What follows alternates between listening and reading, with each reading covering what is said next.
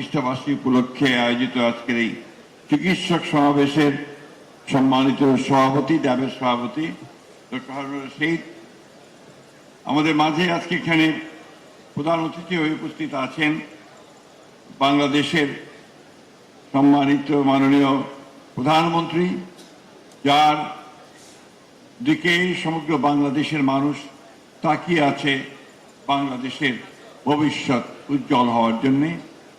আমাদের মাঝে উপস্থিত আছেন বাংলাদেশের আরেকজন নারী, যিনি তার নিজস্ব পরিচয়ে পরিচিত, চিকিৎসক, বিশিষ্ট চিকিৎসক ডক্টর জোবাইদা রহমান।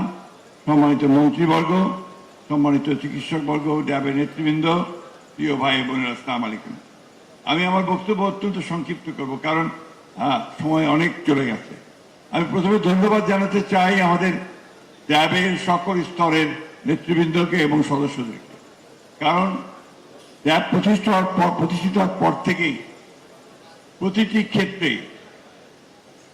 প্রাকৃতিক দুর্যোগ, রাজনৈতিক আন্দোলন এবং দেশ গঠনের ক্ষেত্রে, চিকিৎসার ক্ষেত্রে তারা তাদের অনন্য অবদান সবসময় রাখতে সক্ষম হয়েছেন।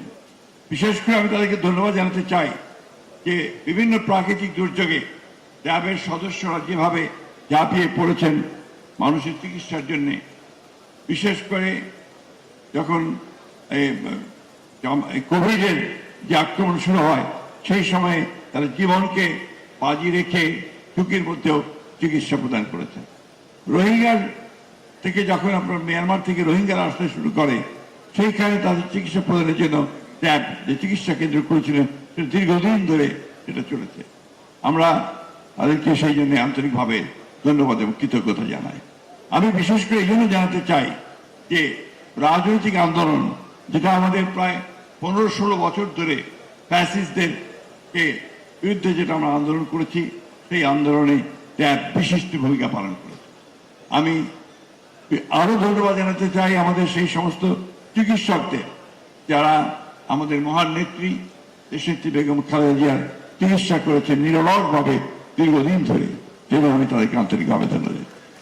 আমরা সব তাকিয়ে আছি আমাদের নেতা তারেক রহমান সাহেবের দিকে, কারণ তিনি বাংলাদেশে যখন প্রথম আসলেন, সেই একটা ভয়াবহ ফ্যাসিস্ট শাসনের পরে এসেই তিনি প্রথম যে কথাটা বলেছিলেন যে আই হ্যাভ এ প্ল্যান।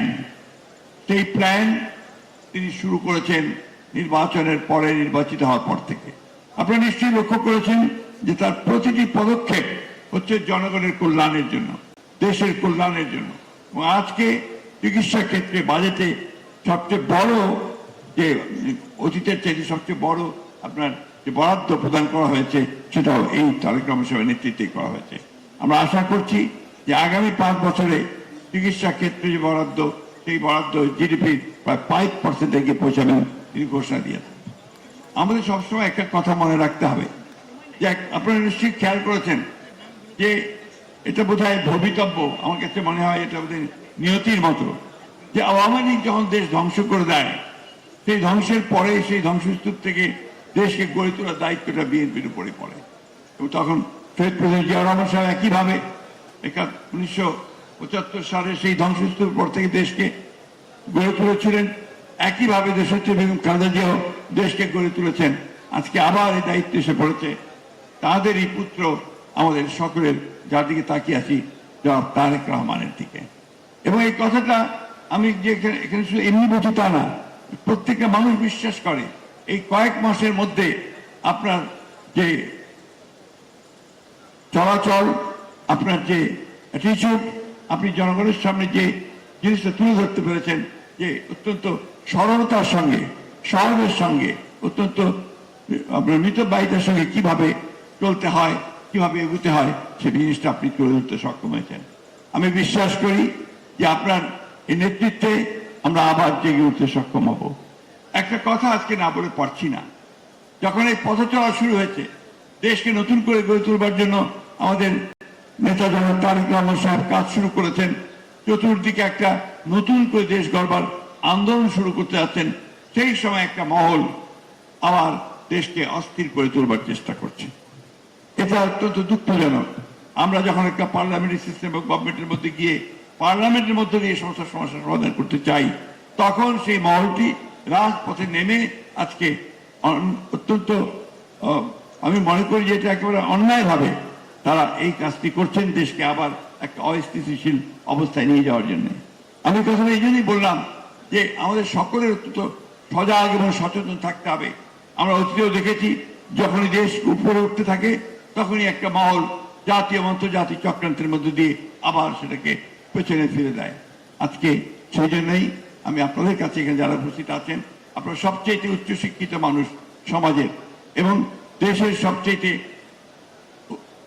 গুরুত্বপূর্ণ জায়গায় আপনারা কাজ করছেন, সেই আপনাদেরকে আজকে এই কথাগুলো জনগণের মধ্যেও ছড়াতে হবে, জনগণের মধ্যে প্রচার করতে হবে যে দেশে এখন যেটা দরকার স্থিতিশীলতা, রাজনৈতিক স্থিতিশীলতা এবং যা আমাদের প্রধানমন্ত্রী তারেক রহমানের নেতৃত্বে একটা বাংলাদেশ, যে বাংলাদেশে আমরা নতুন করে একটা উন্নয়ন, মানবিক মর্যাদা এবং সাম্যের আমরা একটা রাষ্ট্র গড়ে তুলতে চাই, সমাজ গড়ে তুলতে চাই।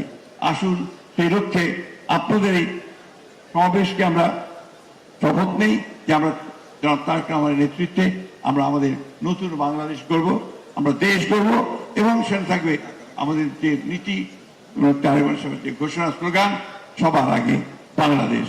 আসুন সেই লক্ষ্যেই আমরা এগিয়ে যাই জনাব তারেক রহমানের নেতৃত্বে। ধন্যবাদ। আসসালামু আলাইকুম। ধন্যবাদ জনাব মির্জা ফখরুল ইসলাম আলমগীর এমপি, মাননীয় মন্ত্রী, যাদের উপস্থিতি আমাদের আজকের এই অনুষ্ঠানটিকে প্রাণবন্ত করেছে, উজ্জ্বল এবং গৌরবান্বিত করেছে।